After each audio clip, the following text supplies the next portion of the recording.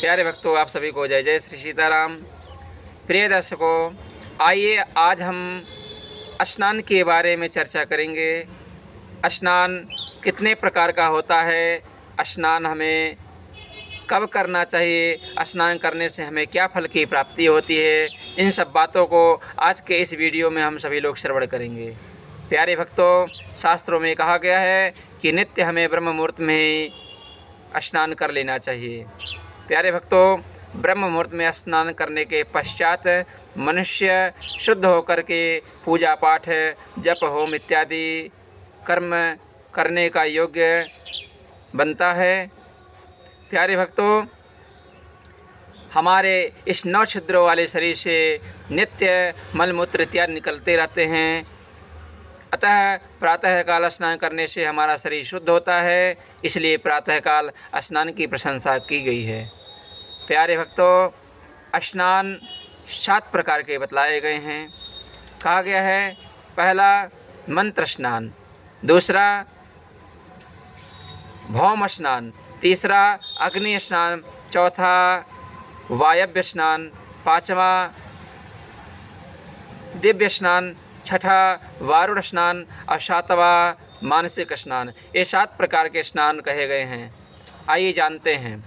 प्यारे भक्तों, आपोहिष्ठा इत्यादि मंत्रों द्वारा भगवान का नाम उच्चारण करते हुए स्नान करना, यह मंत्र स्नान कहलाता है। और दूसरा है भौम स्नान, पूरे शरीर में मिट्टी लगा लेना, यह भौम स्नान कहलाता है। तीसरा है अग्नि स्नान, अर्थात पूरे शरीर में भस्म लगा लेने को अग्नि स्नान कहा जाता है। चौथा है आपका वायव्य स्नान। प्यारे भक्तों, गाय के खुर के नीचे की धूल अर्थात गौ माता के खुर के नीचे की मिट्टी अपने शरीर में लगा लेने को ही वायव्य स्नान कहा गया है। पांचवा है आपका दिव्य स्नान, धूप हो रही हो, वर्षा हो रहा हो और उसमें हम जाकर के भीग जाए, उस धूप में, उस बारिश में हम स्नान कर ले तो वह दिव्य स्नान कहलाता है। छठा है आपका वारुण स्नान। प्यारे भक्तों, गंगा आदि नदियों में जाकर के हम जल में डुबकी लगा कर स्नान करते हैं, उसको वारुण स्नान कहलाता है, क्योंकि जल के देवता वरुण देव हैं। और सातवां है मानसिक स्नान, आत्मचिंतन करना, मन से ही स्नान कर लेना, यह मानसिक स्नान कहा जाता है। प्यारे भक्तों, स्नान करने से हमें क्या फल प्राप्त होता है? कहा गया है, रूप, तेज, बल, आयु, आरोग्यता, निर्लोभता, दुःस्वप्न का नाश, तप और मेधा, यह 10 गुण स्नान करने वालों को प्राप्त होते हैं।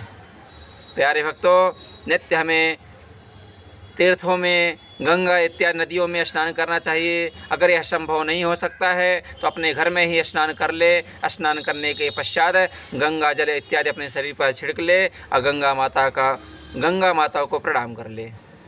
प्यारे भक्तों, हमें नित्य स्नान करना चाहिए। स्नान करने से हमारा तन शुद्ध होता है और तत्पश्चात हमें तर्पण, सूर्यार्घ्य और पूजन पाठ, भगवान का भजन करना चाहिए, क्योंकि गंगा स्नान से हमारा तन शुद्ध होता है और भगवान के नाम की गंगा में स्नान करने से हमारा मन भी शुद्ध हो जाता है।